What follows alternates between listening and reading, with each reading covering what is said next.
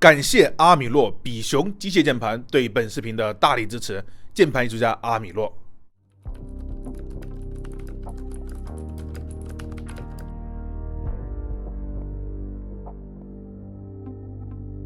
你相信命运吗，六？不，让我来告诉你，你为什么来到这里。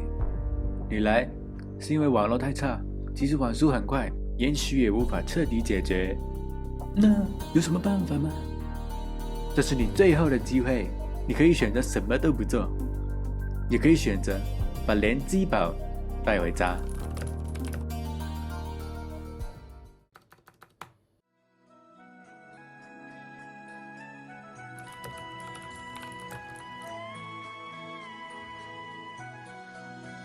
手臂像刚才那样，眼睛看着我，对，尽量不要动。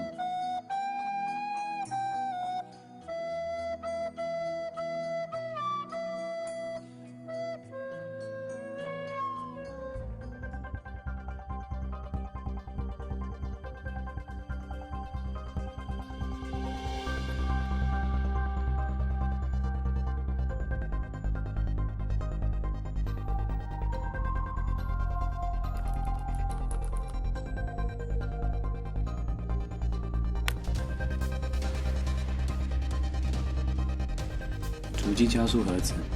是预期和联机宝。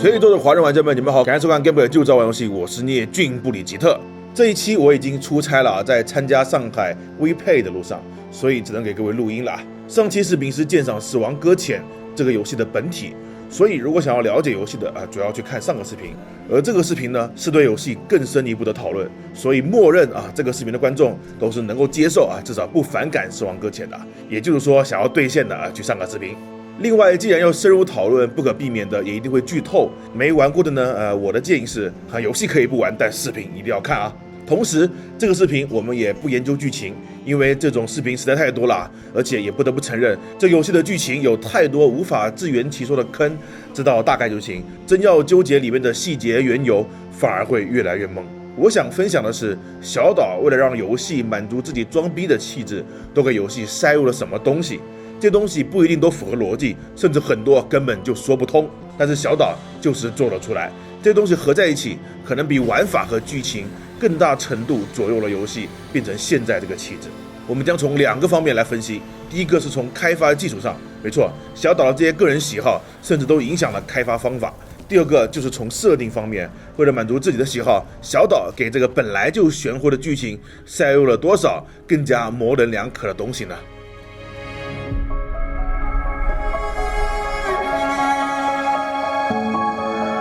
上个视频我们从系统设计阐述了游戏并不是走路那么简单，但似乎没啥太大效果哈。也无所谓到底是不是走路模拟器啦。总之，任何游戏引擎堆好的场景放上的角色都能成为走路模拟器。但小岛为了承载游戏那奇葩的玩法，做了很多有意思的事。首先是画面，《死亡搁浅》绝对是现在的第一梯队质感无比真实，细节丝毫毕现。旅程中，我们会不断赞叹风景之优美，草原、丘陵、雪山、岩石，仿佛自己真的留下过脚步，以至于玩腻了载具之后，后期我更愿意徒步跋涉。而剧情演出的人物表情神态、皮肤质感，甚至连嘴角微微的抽动，也细腻的足以承载演员的深情演绎。而在一些至今都难以表现的地方，《死亡搁浅》也有突破性的效果。比如瀑布瀑布仍然是游戏里最难体现的，光靠粒子特效、动态贴图很难体现出瀑布的磅礴，但死亡搁浅却用同样的技术做出了瀑布的厚重。湍急的水流在碰撞下转化成雪白的水花，随之飞流直下，砸出厚重的水雾。瀑布的力量感呼之欲出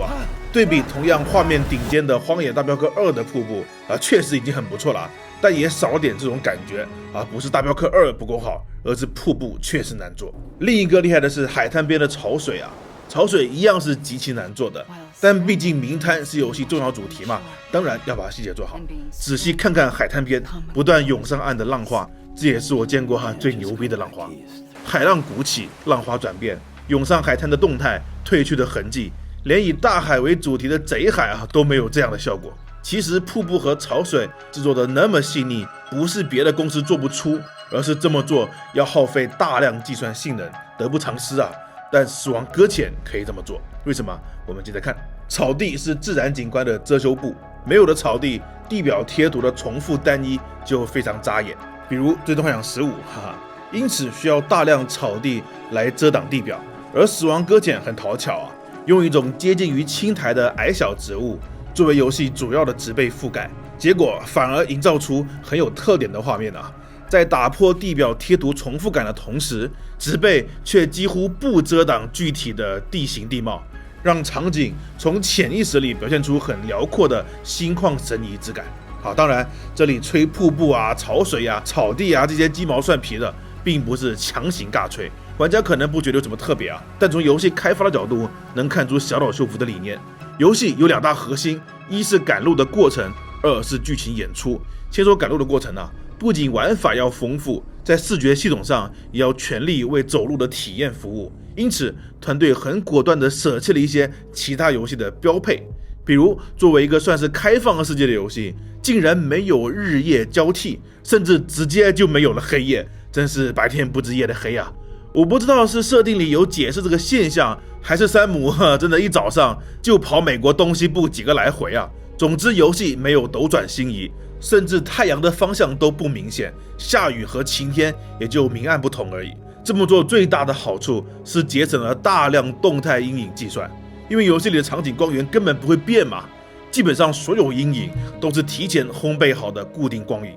因此游戏里的光影自然真实提前准备好的嘛。这种手法曾经在《镜之边缘》里也用过所以那个游戏画面也是非常真实。那固定光影带来的时间流逝的缺失，小岛秀夫是一定知道的，他选择了这个方法，放弃动态光影，这在现在的游戏业里是很大胆的举动但是他敢这么做，因为这并不影响游戏的核心，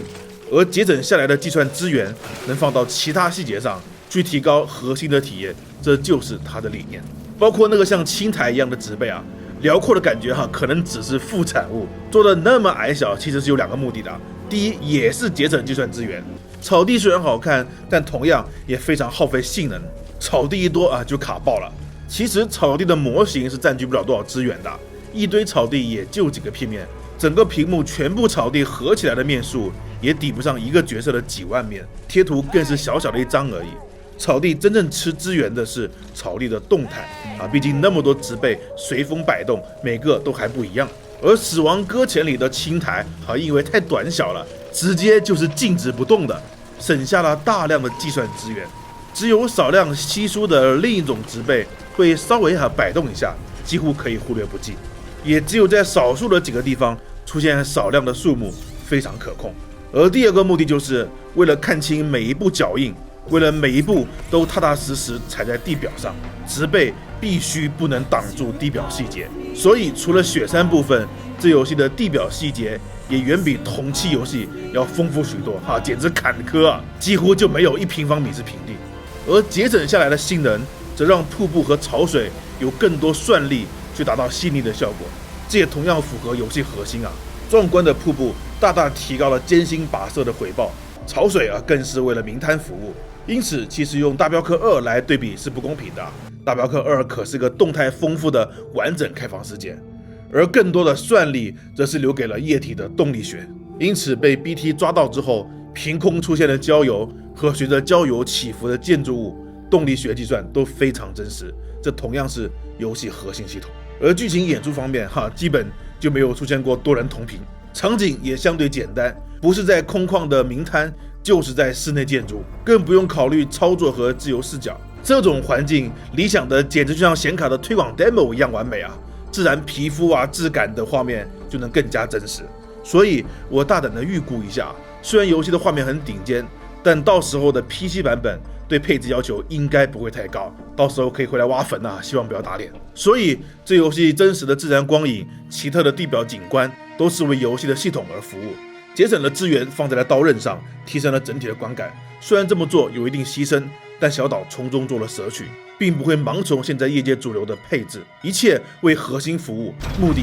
非常明确。这在现在工业化生产游戏的时代是非常可贵的理念。这也非常像前几个主机世代晚期各大厂商深度挖掘游戏机性能，然后诞生出战神、最后的生还者等顶级画面一样，是游戏开发领域锱铢必较的匠人精神。虽然着重的角度不同，但一切为核心服务，这点其实小岛和任天堂的理念是一样的。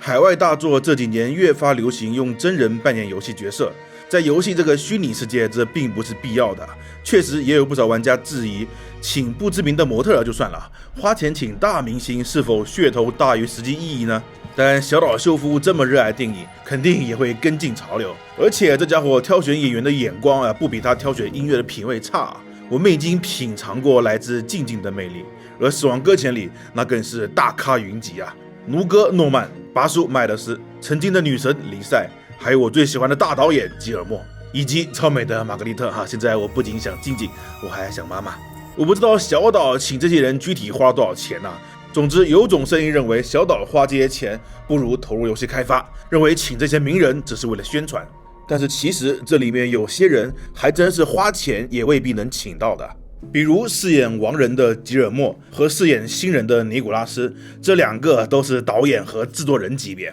根本不缺钱，并且两位在大众的知名度也并不高。林赛更是接近70岁，已经退出视野的老艺术家了，所以砸钱和做噱头的理由站不住脚。事实上，在完整体验过游戏的剧情后，确实会觉得这些角色鲜活的根本不是虚拟人物能比肩的。每一位演技大咖都真正给角色注入了灵魂，比如拔叔饱经沧桑的脸，既能杀气凌厉，却又铁骨柔情。硬汉戴着面具是冷漠，摘下面具却情感流露。山姆在外人面前呆滞，私底下却像个孩子。其中最让我意外的是新人这个角色，戏份不多，出现的晚，外形比较普通，本来是一个存在感超弱的角色。但是在后期，当山姆正式见到了新人后，尼古拉斯这个大咖演员所演绎的新人，却让我觉得无比真实和记忆深刻啊！那急促的语气、奇怪的说话嘴型、时常因为思考而停止的动作和有点傻缺的幽默感，都让这个存在感不高的角色一下子鲜活了起来，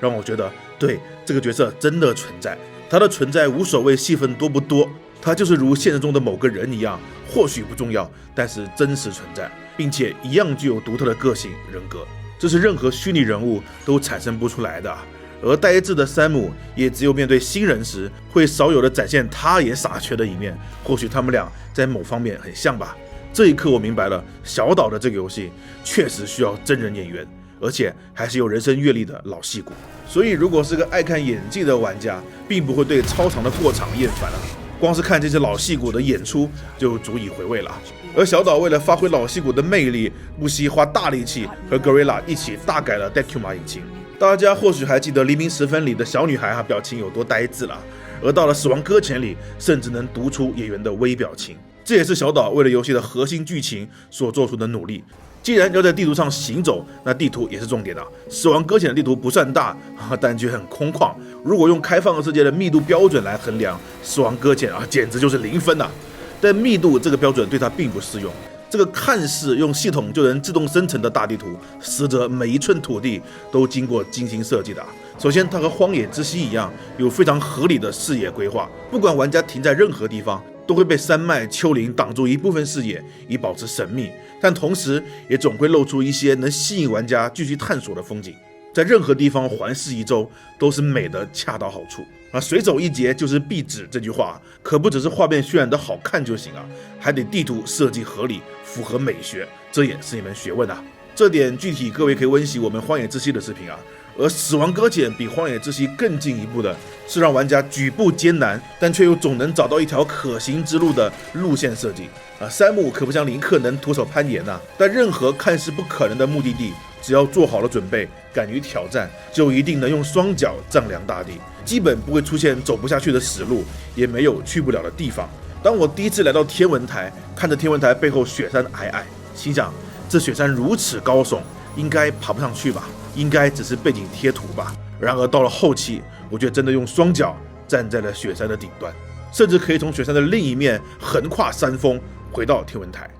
感谢在雪山上建设高空吊索的大佬们啊！玩家的行为也会真实的改变地形地貌。BT 如果抓住了活人，会产生虚爆，这一爆就真的在地图上形成一个超大的坑啊，比我所有视频挖的坑合在一起都大，而且还永远不得再进入，从此必须绕路找。从开发者的角度来说，这个想法确实很炫酷啊，但是大部分团队如果提出了这个想法，80%最后还是会否决掉的，因为这里面风险太大了。以后游戏开发自习室节目我就会和大家分享很多一个看似小到不能再小的功能，其实都是牵一发动全身，会产生很多后续麻烦。而小岛的这个想法更是个影响巨大的功能啊，我都无法想象程序上会遇到多少问题，各种莫名其妙的 bug， 各种无法预测的结果。如果玩家炸了很多坑，流程无法继续怎么办？如果炸坑的地方有关键要素怎么办？其实只要稍微妥协一下改成过一段时间这个坑就会恢复原状，可继续通行，就能规避很多问题。但是小岛不愧是小岛，比黄晓明还霸道啊！我就是要，而且永远都要，因为这也符合游戏的核心定位。为此，甚至可以牺牲别的东西，比如战斗难度。游戏最受诟病的就是战斗太简单了，米尔人真的就是配外卖，而就算是 BT， 也不过是一群黑憨憨。中后期 BT 给玩家的压力轻于红毛，因为背包里的武器重于泰山。就算最高难度，攻击欲望也像圣虚人一样，宫崎高给了20个菜。开发过 MGS 系列的小岛不可能会平衡不了难度啊，而这么做很大考量是为了尽量减少虚爆产生的次数，从而避免一些意外状况。我不好说为了核心体验做出如此极端牺牲对不对啊，但是这确实很小岛。总之，以上说的这些画面、瀑布、演员、地图，这些都不是超前的技术突破但是要做得如此极致，却需要指数增长的精力投入，以及不得不做出的舍取，这是大部分公司都不敢承担的风险啊。平衡一下或许会更加合理，但也是因为平衡多了，现在市面上游戏的区别就如死水一般平衡。而小岛秀夫这个米尔人，就是宁可见湿了自己，也要踩出一脚水花，滋你们一脸。至于你们是觉得清凉还是气愤，他才不管。这不光是宣传装逼、剧情装逼那么表面啊，而是从游戏开发的底层就在装逼。玩家觉得游戏玩法很奇特，从开发角度来说，这游戏更 TM 的奇葩。但了解了这些，或许才能更好的了解小岛秀夫和他的游戏。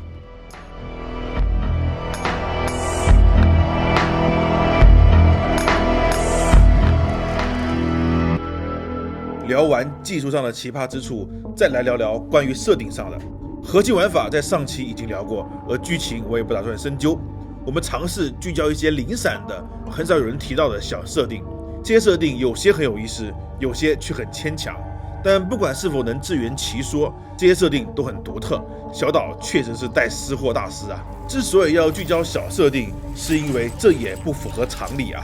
游戏的设定要炫酷这个没错，但是那么多，而且很多无法串联，就有点过头了呀。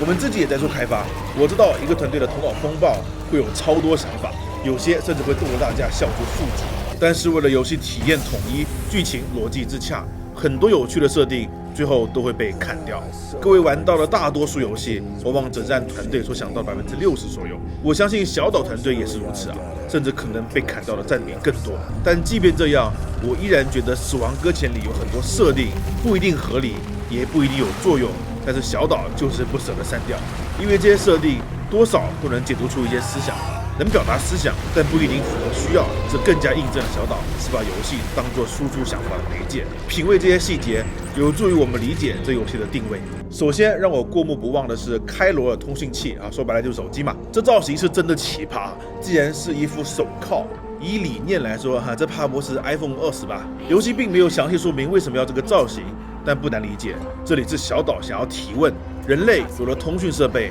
连上了网络，到底是通往了自由便捷，还是戴上了手铐呢？而全村的希望山姆挨家挨户的连接节点，是在解放人们，还是在为人们戴上手铐呢？游戏并没有对此做出质疑，但设计成手铐的样子，制作组已经偷偷地抛出了提问。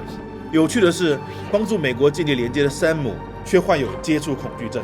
为了突出这个设定的感官，游戏丧心病狂地使用了手柄的震动啊，哔哔哭会震动，洗澡会震动，走路颠簸会震动，甚至剧情动画里山姆每一次被触碰都会震动。为此还霸道地控制了手柄的权限，不让手柄自动休眠。这对续航极差的 PS4 手柄来说是苦难啊，还不能放下手柄看动画啊，不然时不时会抽搐一下，是不是很烦啊？烦就对了，就是来以此模拟山姆被接触后强烈的心理抵触。而一个害怕被接触的人，按理说应该是依赖网络的家里蹲，但游戏却安排他行走大地，用肉体凡身去连接国家。而被连接的人呢，除了少数人物，大部分甚至都没有真人出来迎接山姆，一口一个传奇送货员，人家都到家门口了，都不出来见个面。到底谁才有接触恐惧症呢？病理上和思维上的恐惧症，哪一个更严重呢？这也是游戏偷偷提问的。山姆因为恐惧症，在外人面前是个铁憨憨，但回到房间里，进入了私人空间，就立马像个孩子啊，各种智障起来。虽然也不是很私人啊，总有妹子突然闯入，这个设定很有血肉啊。我知道很多人私底下也会这样啊，这里就不要弹幕扣一了啊，我不想知道。但这里有个很奇怪的举动啊，山姆竟然会对着镜头做出反应。要知道，游戏在叙事上不像《地狱之刃》啊，并没有一个旁观者角度的存在，也不像某些游戏角色待机太久了会呼叫一下玩家。熟悉电影的小岛肯定知道，叙事上如果没有旁观者，那角色突然对镜头互动，会让观众产生逻辑混乱。这是电影的大忌啊，除了死侍，所以小岛应该不会，也没有必要在这里犯这个错误。因此，我认为山姆应该不是在和屏幕外的玩家互动，而是和房间里的另一个人在互动。当然，房间里没有别人，这个人很可能是山姆想象出来的。作为有接触恐惧症、对外性格孤僻的人来说，这并不奇怪。这也对应到亚美丽也是总统想象出来的人。是否小岛一开始就在暗示亚美丽是想象出来的呢？另一边，玛玛和姐姐合体后展现出了双重人格，游戏里的赫与卡也是确定的现象。是否山姆也有另一个人格，或者是赫与卡的互动呢？另一个与之关联的是，玩家在地图上可以大声呼喊。要知道，这游戏大部分时间是一个人啊，呼喊的作用并不大。就算偶尔遇到了其他送货员，他们也不会回应呼喊，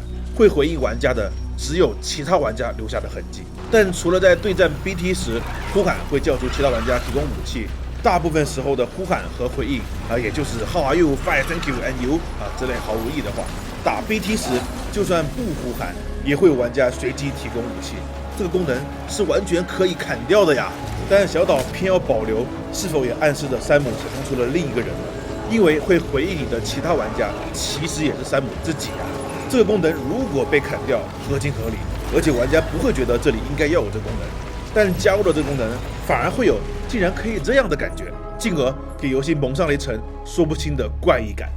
说到赫与卡，在游戏里大部分人都有两个存在，在明摊的卡和在现实的赫，同时大部分人也都有表面和里面两个目的，其实都和硬汉一样啊，多少都戴着面具啊，但唯有一个人从头到尾都立场鲜明，行为统一，这个人就是王仁。相比于其他人，王仁反而像个有血有肉、心底干净的正常人。后来他告诉我们，他是弗兰肯斯坦的怪人。弗兰肯斯坦或许大家不了解啊，但是另一个翻译应该就很熟悉啦，科学怪人。是的，科学怪人这个设定的源头就是来自玛丽雪莱的小说《科学怪人》，小说的英文原名叫弗兰肯斯坦。小说里描述了一名叫弗兰肯斯坦的科学家，利用尸体拼凑出了一个人形生命，从而诞生了一个叫弗兰肯的怪物。而王仁就是一模一样被制造出来的，他就是游戏世界里的科学怪人。科学怪人形象最经典的是脑门上的缝合线，王仁脑门上同样有缝合线。小说里弗兰肯斯坦不一定是邪恶的，而游戏里王仁反而是最有人性的。尽管这个科学怪人并没有灵魂卡，也从来没有活过，人性和良知到底是否需要生命和灵魂的支撑呢？这是哲学界一直在讨论的东西。除了装逼融入了哲学，小岛还很喜欢融入最前沿的科学理论。大反派那个戴着骷髅面具的话痨，他认为自己能代表上帝决定世界的命运，他的名字叫希格斯。这来自于2013年的科学发现希格斯玻色子，也被称为上帝粒子。我详细的说说什么是上帝粒子啊。希格斯玻色子是标准模型里的一种玻色子，自旋为零，宇称为正值，不带电荷射核，极不稳定，生成后会立即衰变。希格斯玻色子是希格斯场的量子激发，根据希格斯激总之，希格斯波折子的发现能解答我们很多对宇宙和生命的谜团，所以才有上帝粒子之称。你们怎么都睡着了快醒醒，快醒醒！小岛在这里借用这个名字，除了装逼之外，也把科学和生命连接了起来，给大反派赋予了科学理论，给科学理论赋予了人格化。同样代表毁灭本身的亚美利，也是借用最近的物种5次大灭绝的假说，同样也是把科学研究拟人化，而且还是娘化这个日本另外，丘比特连接器的另一个含义是量子比特，这也是近几年随着量子计算机的发展才诞生的概念。而 BT 时而存在时而不存在的特性，也可以有量子叠加态的感觉。以后不仅可以说薛定谔的猫，还可以说小岛秀夫的 BT。考虑到小岛秀夫很喜欢刘慈欣的《三体》，我有点怀疑他同样看过刘慈欣的《球状闪电》，因为 BT 和《球状闪电》里量子叠加态生命的性状很相似。或许是游戏已经构思好了，来不及加入但是我估计下个小岛秀夫的游戏应该会有引力波和黑洞照片2个概念的加入。在这个作品里，也能看到小岛小时候，或者说我们大部分人小时候的幻想。遇到 BT， 只要不呼吸，就不会被发现。这和以前香港僵尸电影如出一辙。小岛确实也很喜欢那时候的香港电影。人死去后会去另一个世界，另一个世界往往都有水古今中外似乎都有这样的传说。小时候我们也总是会幻想出另一个自己，也会经常和自己对话。小岛脑洞这么大，肯定也爱干这种傻事。我也特别爱发这种神经作为独生子，我身边一直有很多虚构的人陪着我长大，不然得孤独死这不是多重人格，我是清楚知道他们是虚构的，也能控制他们，不会影响我的行为，但很有趣。结果养成我特别喜欢一个人待着的性格，一待就可以几个月不和任何人社交，是连网络社交都完全没有人那种一点都不觉得孤独。不知道有没有独生子女同样有这种怪癖但总之，当我看到山姆对着镜头互动，在空旷的大地和其他山姆互相呼喊，我就有种莫名的亲切和理解感。这可能是小岛秀夫加进去的失货情感，但我也是第一次在游戏里体验到这种共鸣，这就是小岛秀夫厉害之处。或许看上去莫名其妙，或许不能打动每一个人，但总能触碰到某些人特殊的情感。我相信屏幕面前的你们也能发现很多我没提到或者我没发现的有趣小设定，希望你们评论分享出来。还是那句话，这些设定很多并不能为系统和故事添砖加瓦，反而会加大玩家的理解难度，让故事过于玄乎支离破碎，也让游戏呈现出反感的人所说的装逼。小岛作为游戏开发的老手，肯定知道这么做不符合游戏逻辑，但是他就是想加进去，只为了表达那一丝说不清道不明的想法。这很个人，甚至有点自私，但这也是游戏能够跳脱出娱乐作为另一种艺术表现形式的原因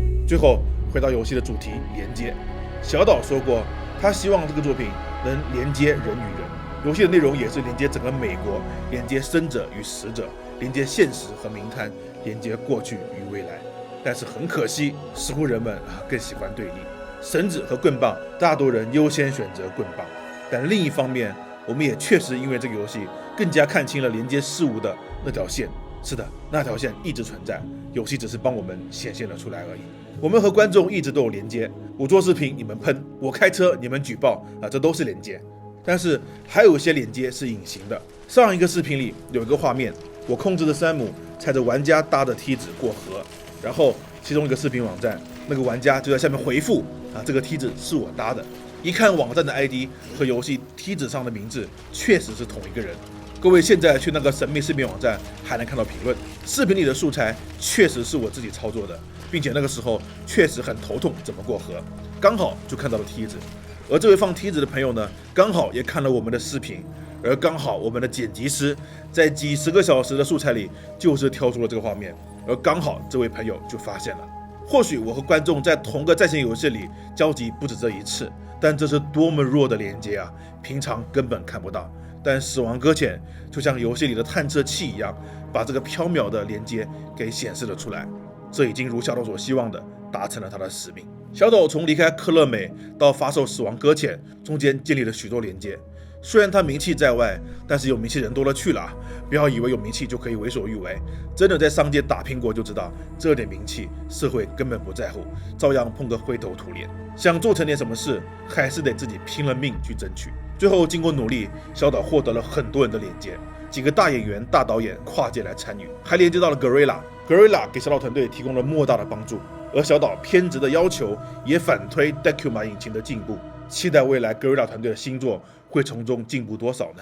当玩家在因小岛奇特的风格争吵的时候，小岛却用项目连接起了跨公司的合作、跨项目的技术进步、跨行业的创作交流。而我们也一样啊，从我一个人在家里生疏的做的视频，到现在连接起了这么多志同道合的伙伴，连接了许多同行和跨行的合作方，连接了键盘和加速器还两个不搭嘎的公司，连接了我们的过去和未来。其实连接一直都在，但是连接只显示给像山姆一样靠自己努力走出去的人。好吧，我说的再直白点，任何人都可以不喜欢小岛秀夫，不喜欢他的游戏，不喜欢岛粉们自嗨，但请去建立自己的连接吧。当人们在看不起、辱骂、讽刺小岛秀夫的时候，他却在向前行走，寻找新的连接，建立更强的网络。停留在这里兑现，只能切断连接，没有任何帮助。看小岛从离职到3年开发出死亡搁浅，我最大的感触是，有人在建立连接，